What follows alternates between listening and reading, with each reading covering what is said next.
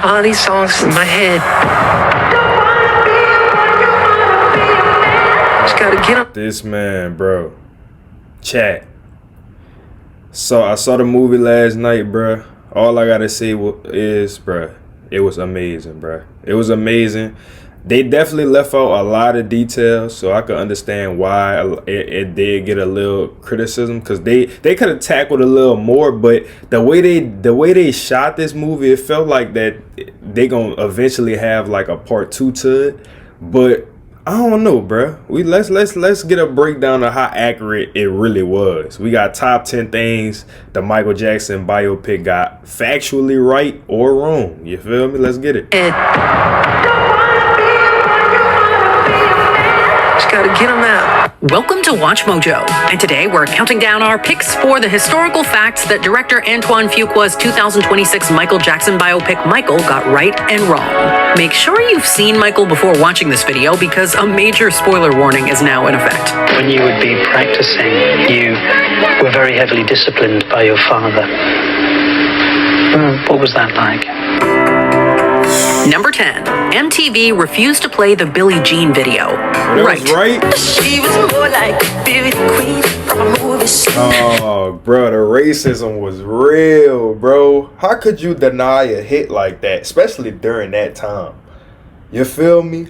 Like, how could you deny that because somebody is a different race? Like, bro.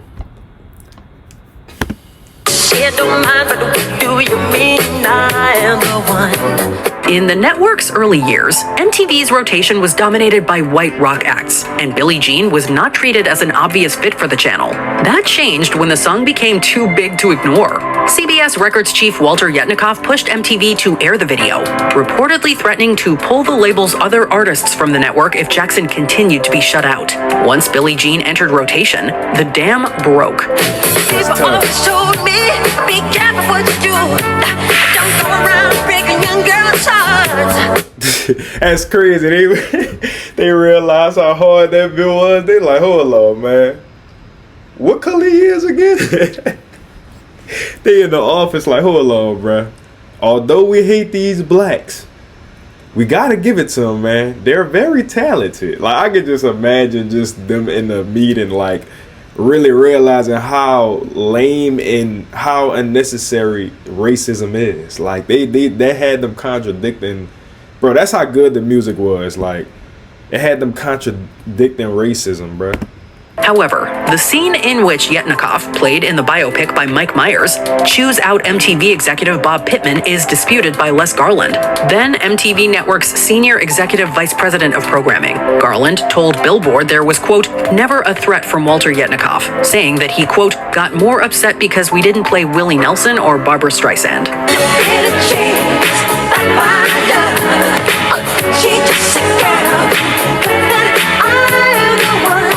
Number 9. Michael adopted Bubbles in 1981. Wrong. Now, there is a celebrity sitting in our audience. I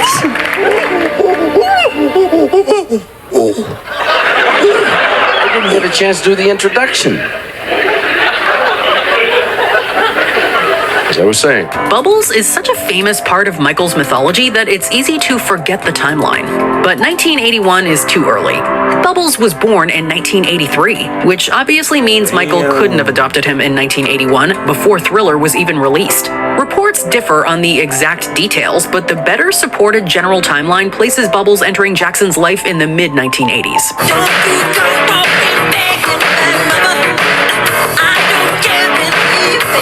Placing Bubbles this early makes Jackson's eccentric image seem more established than it really was during the off-the-wall. I ain't gonna lie, I couldn't have no, bro. This man really loved animals, gang. I couldn't have no goddamn monkey as a pet, brother. I don't really want a pet, period. Maybe like down the line, but like if I do get a pet, it probably just be a dog, if anything. But I don't know. I've never been an animal lover like that. I did have fish as a pet at one point, but damn. Besides that, I don't know. Early Thriller years. The movie is clearly interested in Michael's loneliness, but this is one case where the symbol may have been pulled forward for thematic convenience. Dr. Marty Dennis was Jackson's veterinarian. He had just a very pure concern for every animal on that property. But Bubbles had a special place in Jackson's heart. He was a one-time actor. And for Michael Jackson, a one-time best friend. Number 8. Suzanne DePass discovered the Jackson 5. Wrong. He called me one day and he said, Oh, that was wrong? listen, I want you to come down to my apartment. There's something I think you need to see. And I went, Bobby Taylor, I am not coming to your apartment, period. He said, no, it's nothing like that. So I went down to, I think I was on the 22nd floor and he was like on the 10th floor. Berry Gordy's creative assistant, played in Michael by Laura Harrier, was absolutely important to the Jackson 5's Motown story. But calling her the person who discovered them oversimplifies the record. The stronger historical claim belongs to Bobby Taylor of Bobby Taylor and the Vancouvers. Taylor saw the Jackson 5 at Chicago's Regal Theater, helped bring them into Motown's orbit, and played a key... Mike used to have that shit on, though. No cap, he definitely had that shit on. I fuck with the swag. Like, they used to wear like the colors that pop, like them bright colors and shit. I ain't lying. During the time, that was their in arranging their initial audition. And he kind of clapped his hands and he said, okay, you guys, this is Suzanne DePass and she works for Mr. Gordy and she can get us the audition with Motown. Because I was mobbed up. Right. And so they got up and they sang, I think, 3 or 4 songs a cappella. And it was unbelievable. It was really magical. DePass then became an important internal advocate at Motown, helping move the group through the system and into Berry Gordy's attention. She even designed the family band's wardrobe. But the version of events depicted in the film, in which Joe Jackson creeps her out backstage, isn't the real deal. I got mad props for bringing them to the company. And in fact, the next group that I wanted to bring, they didn't even have to see them. He just said, sign them. Huh. Was it a good group, the next one? Yeah, the Commodores with Lionel Richie. Number 7. Michael surprise announced the Jacksons' breakup. Right. When you walked into Dodger Stadium tonight, you couldn't help but be impressed with the stage. It's a monstrosity, 6 or 7 stories high in dead center field. Fans without seats on the grass will need a good pair of binoculars for their in-person up-close look at the Jacksons. This one sounds too theatrical to be true, but... that show, oh my, I mean, bro, I ain't gonna lie, I did wish, like, I wish Gen Z was able to witness, like, prime Mike, like not even prime, like, he could have been a little older, but, like, just a Michael Jackson concert, like, at this age, bro, because I'm 22, so, bro, imagine a live Michael Jackson concert. I know that's just, it's just, it can't happen, so it's like one of them imaginary scenarios, but bro, that would have been so tough, bro. That concert would have literally sold out instantly, that gang. Really happened, more or less. The 1984 Victory Tour was complicated by money disputes, pressure from promoters, Michael's discomfort with the project, and the obvious fact that he had outgrown the group after Thriller. At the December 9th, 1984 concert at Dodger Stadium in Los Angeles, Michael announced that it would be the last time the brothers would perform together, catching at least some of the family off guard. The show was over in just an hour and 40 minutes. I thought it was too short. Thought it was too short? Yes, but it was very good. It was the best concert I ever saw. I thought it was like a historical event. It was like, it was worth everything. That's OD glaze. Like, I ain't gonna lie, bro. It's like, bro, you can't even blame him. It's Michael Jackson, bro. Like, we talking about the greatest artist to, like, step foot on the stage, like so great, and he was incredible, and he's just the greatest. He was like the Beatles, you know? That moment effectively ended plans for more touring legs and marked a decisive break between Michael Jackson, global solo superstar, and Michael Jackson, member of the Jacksons. With that said, though, there's no evidence to suggest that Michael dramatically severed ties with his father after the performance. Lasers, lights, smoke, pyrotechnics, and Michael. Michael was at his gyroscopic best. All eyes were on him. This was billed as a Jackson's tour, but it was superstar Michael everyone came to see, and he didn't disappoint. Number 6. The Jackson 5 sang Never Can Say Goodbye for Motown. Wrong. I never can say goodbye. No, no, no, no. Michael uses Never Can Say Goodbye as the Jackson 5's big Motown breakthrough number, but the truth is, that song was still years away. Written by Clifton Davis, the track was recorded by the Jackson 5 in 1970 and released as a single in 1971, eventually reaching number 2 on the Billboard Hot 100. Tell me why.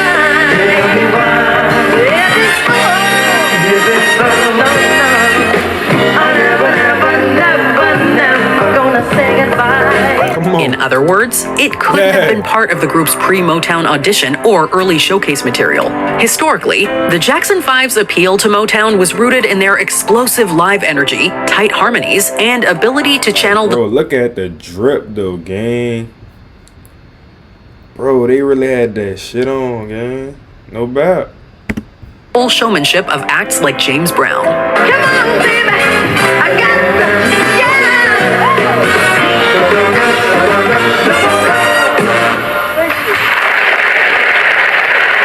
Number 5. Berry Gordy was Michael's mentor. Right. Berry Gordy, I want you to know, in my heart and mind, you are a genius and a king. And without you, Berry Gordy, I don't think music would be the same today. During the Jackson 5's Motown years, the head of the label was crucial. The film shows Gordy guiding Michael through the early Motown machine, and that tracks with the broader reality of how Motown worked. Gordy's label didn't simply release records. It trained, packaged. Bro, this era probably was so fun for them, gang. I know they used to have a blast back in the day. And refined performers for mass appeal. For a child star like Michael, that environment was formative. Berry Gordy, you promised us 4 consecutive #1 records, and you delivered them all. I'll never forget it. It was a first in music history. Motown taught him and his family professionalism, crossover strategy, stage discipline, and the mechanics of pop stardom. The movie is right to present Gordy as a warmer counterweight to Joseph. Still a businessman, absolutely, but also someone who helped Michael understand how raw talent becomes a record, a brand, and eventually a phenomenon. Your faith makes it possible for us to be here today. We love you from the bottom of our hearts, sincerely. And I just want you to know that without you, my mother and my father, I don't think we would be here. And of course, God. Number 4. Joe Jackson chat, was man. fired by fax. Wrong. This is the kind of biopic detail that feels perfect on screen because it... Pops ain't bro. This man, I ain't gonna lie though, bro. Although the discipline was a tad bit harsh, you know what I'm saying? He could have like toned it down a little bit. But I understand he was in a different era. And then you gotta think, bro, this is a poor black family trying to make it out during that era of life. I can understand, you know, the discipline that he, you know, pushed on them, you know, as kids and stuff. But damn, Pops, you ain't had to, you know, man, like relax a little bit, man, you know what I'm saying? Like you could have got to a point across, but still kept it respectful in a way, you know what I'm saying? Pops ain't play that, brother. He said, you gon' make it. If none of y'all make it, at least one of y'all gonna make it. Messy professional break, a titillating cinematic treatment. Michael hired John Branca, took control of his business life, and his father got pushed out by fax. The problem is that the power shift is true, but the exact fired by fax version appears to be dramatized. Branca did become a major figure in Michael's career, and the movie is right that Michael's adult independence required significantly loosening Joseph's grip. By the off-the-wall and thriller eras, Michael was no longer just the child star managed by his father. He was becoming a solo artist with his own lawyer, producer, label relationships, and creative ambitions.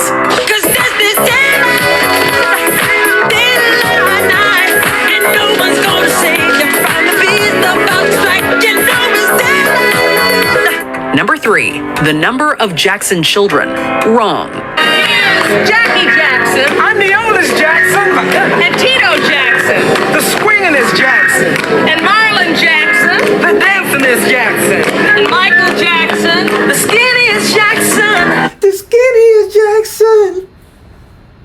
bust that bit. The dancingest Jackson. Michael Jackson. The skinniest Jackson. And Randy Jackson. The cutest Jackson. Joseph and Katherine Jackson had 10 children together. Rebby, Jackie, Tito, Jermaine, Latoya, Marlon, Brandon, Michael, Randy, and Janet. Brandon. Damn, Pops was just shooting up. She like, damn, relax. That nigga was shooting up the club. That nigga was shooting up the club, gang. Relax, my guy. Tito, Jermaine, Latoya, Marlon, Brandon, Michael, Randy, and Janet. Brandon, Marlon's twin brother, died shortly after birth, which is why the Jackson household is usually discussed in terms of the 9 surviving children. But Janet Jackson isn't depicted in the film. Hey, bro, what? I never knew this. What the hell? I knew it was more of them, because I used to like, when they used to just be like, oh, it's just 5 of them, I'm like, I could have sworn I saw like 6, well, you know, minus the sisters, because he there had like 2 sisters, I think. So I'm like, brother, it had to be more of them. Then, Marlon's twin brother, died shortly after birth, with Michael, Randy, and Janet. Brandon, Marlon's twin brother, died shortly after birth, which is why the Jackson household is usually discussed in terms of the 9 surviving children. But Janet Jackson isn't depicted in the film, despite being Michael's youngest sibling and one of the most famous members of the family in her own right. Yeah, I did see it.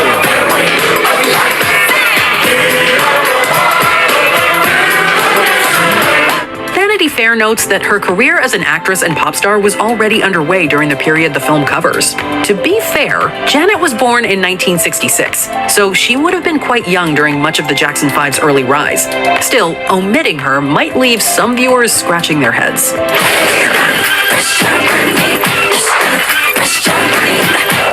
Number 2, Joseph was physically and verbally abusive. Right. Joe, do you have any at all bad feelings about the way Michael was raised? I know you're denying the stories about violence, but as you look at it, were there any mistakes you made? I didn't make no mistakes, Larry, because Michael was raised properly. He didn't run the streets like most of those other kids that was in his neighborhood. The movie's portrayal of Joseph... I feel like, I ain't gonna lie, like I said, I feel like he kind of was ODing a little bit, because you gotta think, bro, you weren't supposed to like beat your kids so much to the point that you put like fear in them, because they like over the years they gonna start to lose trust, you know what I'm saying? So like, yeah, you could put them in check, of course, like sometimes you gotta put the kid in check, but you can't be overly like, you know what I'm saying, like just doing too much with the shit. Other kids that was in his neighborhood. The movie's portrayal of Joseph Jackson as harsh, intimidating, and abusive isn't simply Hollywood dramatization. Michael Jackson spoke publicly and extensively about his father's treatment, and other Jackson family members also described Joseph's severe discipline. I don't think he realized to this day how scared. I mean, scared. So scared that I would regurgitate. You would vomit. Damn, like, Joseph himself often defended his methods as necessary, arguing that he kept his children away from danger and pushed them towards greatness. But that defense does not erase what Michael said the experience did to him. The film is strongest when it shows the awful contradiction at the center of the Jackson family story.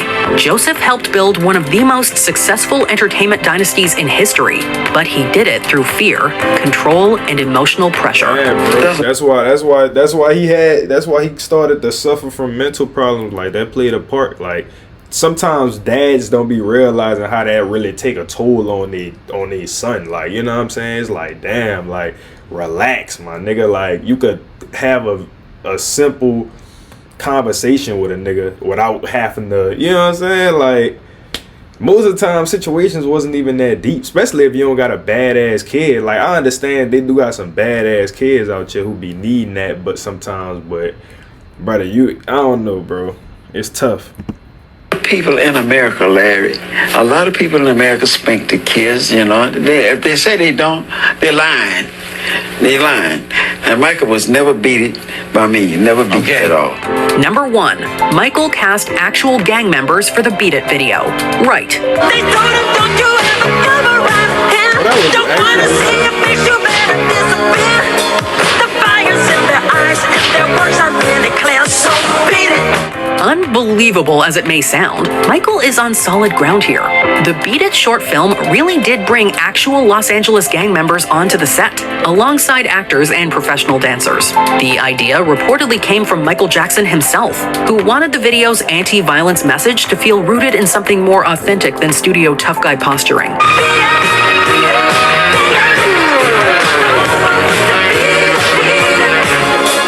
Director Bob Giraldi and choreographer Michael Peters then shaped that raw premise into one of the defining music videos of the 1980s.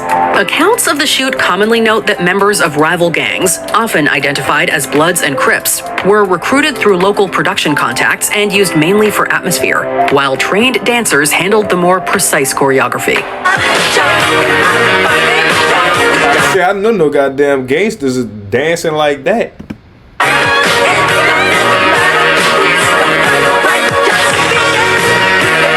Do you think Michael handled the facts fairly? That's crazy. No gang member, but I don't care, bro. If they was, if Michael was alive today and he brought he would have had the power to bring together two hoods that's beefing, bro. Like, he had that much power, gang. Like, without a doubt. But, bro, that's tough, man. But I ain't gonna lie, it sounded pretty accurate. They had a lot of misses, like I said. They left out a lot of details in it, but they might have a part 2 down the line, so who knows? Y'all let me know in the comments, did y'all go see it, and was it good?